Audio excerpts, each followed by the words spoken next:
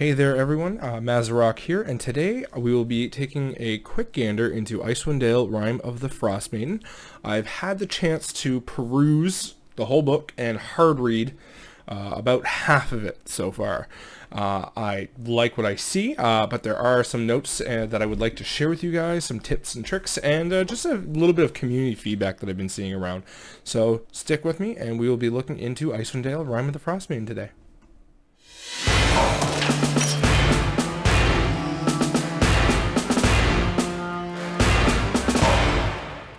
First thing we'll be starting off with today is a little bit of the community feedback. What was the expectations kind of set, or the mindset that the community had kind of set around what this adventure would be and how it kind of was reacted with. So this adventure was noted to be more horror based and different than Curse of Strahd. But a lot of people took that and probably took it to their own levels. I know I did too, and then I was kind of disappointed with the level of horror at first, but then I stepped back and I looked at it with a little bit more of an objective lens, and I don't share that same opinion at all anymore. The amount of horror that you as a DM bring to the game is on you, the DM. This book sets up many different things or events that can occur that are horrific if you play them that way. Right in the opening chapter, they talk about avalanches, which, getting stuck in an avalanche can be pretty horrifying. Blizzards, I'm not sure if you've ever lived in Canada, or been to Canada during a blizzard, but being stuck in a blizzard that is both rain and snow, your cold weather clothing can get wet and froze pretty easy and become useless pretty easy. So there are horror elements to that you have to play into. But it's not just the blizzard itself, but what's surrounding that blizzard. Your players are trying to find cover. Other creatures, polar bears, are trying to find cover. What can they come across? And the build up and that suspense that you can put there as a DM brings that horror. There is falling into the ice cold water. That, again, you can play it off as just you're cold, or you can build more into it. There are a lot of light comedic elements as well. So like in the first two starting quests, there's one that's a little bit more horror based, and the other one that's a lot more light and fun. I am honestly struggling to figure out which one I want to roll with first. I think I might just put the feelers out there and see what the players want to do, but I think I'll have both of them out there at the same time and kind of work with it that way. There is a lot of fun elements within the campaign. I found 10 Towns was very well set up. NPCs were very well fleshed out as well. That's another thing I really liked about it. And reading through it, it gives you the impression that it's mostly in the Forgotten Realms as you're reading through it, but it can easily be placed in any setting. As long as you got a very cold geographical region, you can place it in. Eberron, easily placed in the northern parts.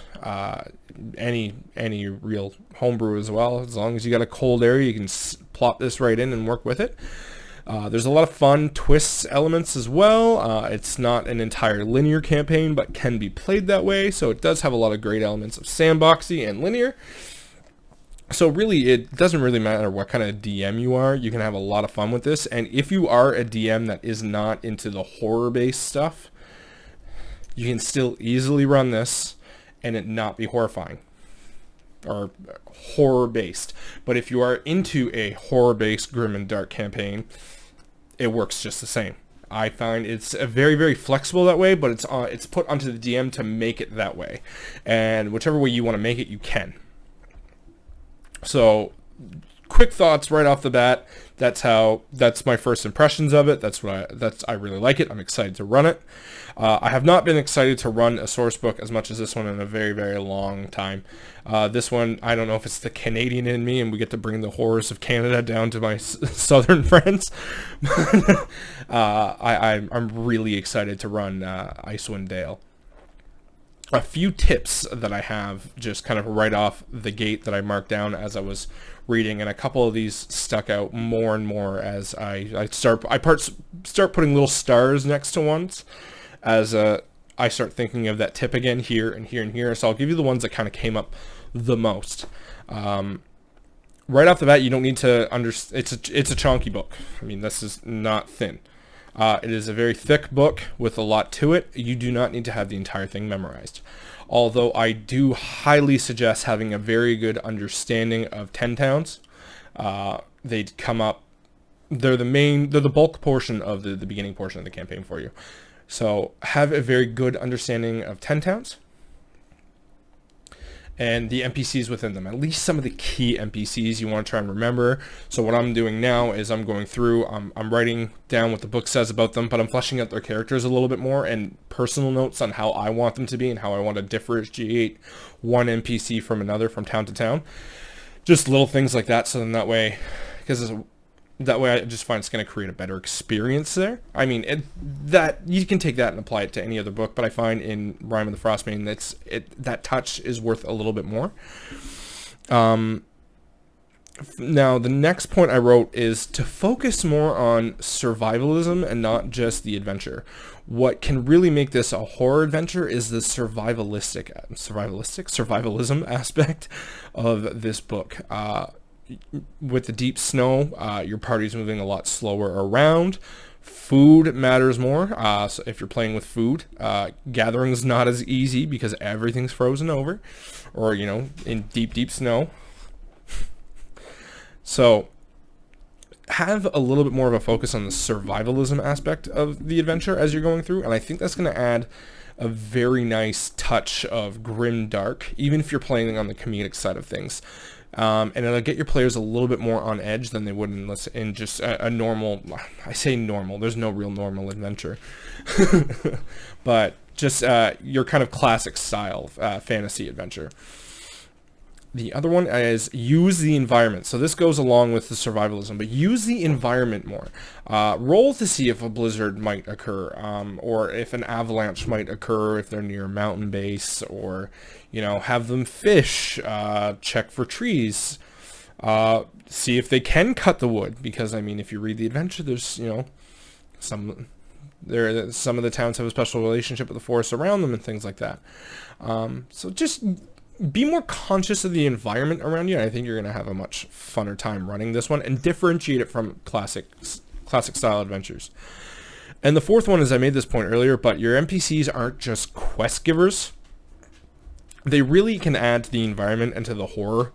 So use that to your advantage, because not everyone in 10 towns is having a good time. In fact, most people aren't. And having your NPCs react to the environment around you, around the players, is going to set that mood for the players going out too. So what you build for the world within with the NPCs and the environment, and the NPC's reaction to that environment, your players are going to take that reaction that your NPCs have to the environment, and it's going to shape their reactions to that environment a little bit more as well. So I think those are kind of the key notes that I have here. And I'll give you a little bonus one, is use comedic reprieve as needed. There are many little fun aspects that anyone can have a laugh about in this book. I don't want to spoil anything, because this is going to be a no spoiler tips and tricks. But there is a lot of comedic reprieve that can be had, and it can also be wiped away. If you want a truly grim, dark horror adventure, it's possible. Just wipe away the comedic aspects to it. Because, again, no spoilers, I was about to say something.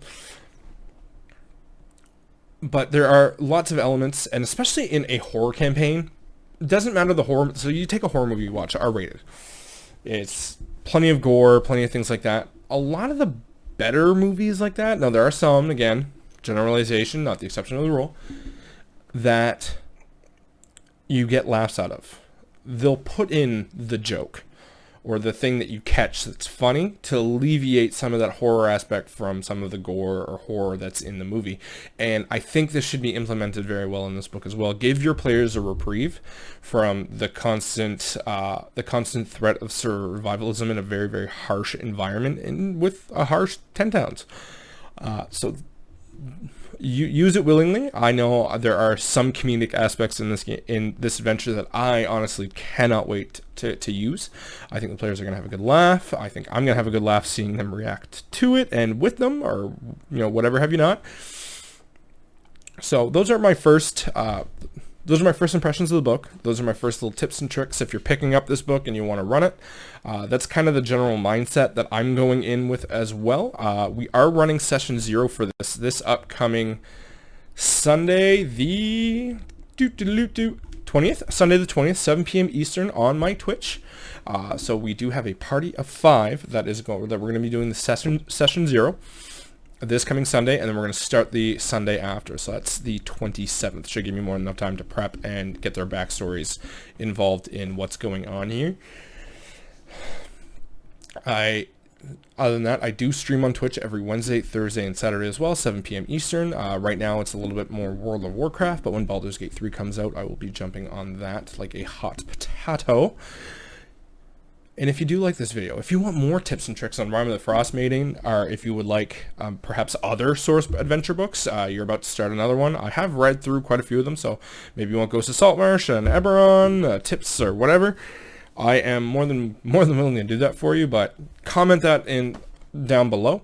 Like this video as well if you like this type of content. That lets me know that I need to make more of it. And as well, if you would like to support the channel directly, the Patreon link is down in the description below. There are some free stuff on there, as well as some printable minis. I'm currently working on a Rime of the Frostmaiden mini set. That one's going to take a little bit while longer because it's not just one thing that I'm copying over. I'm trying to do multiple monsters into one PDF file, and it's going to take a little bit longer, but I am working on it, so that's going to be one thing that's going to be made available to all patrons. As well, I am currently working on a generic map pack, so that way that you always have maps for whatever Frostmaiden adventures that you're going to run into. If it's a weird fight that occurs or anything like that, you can just pull up one of these maps that'll kind of fit best, and that way it'll work. Those will be made available free to everyone, so keep checking the Patreon. It's going to be up there very, very soon, at least in the next week or so, as I get everything kind of ripped, roared, and ready. Aside from that, thank you very much for watching this video, and I hope your next session is a fantastic one.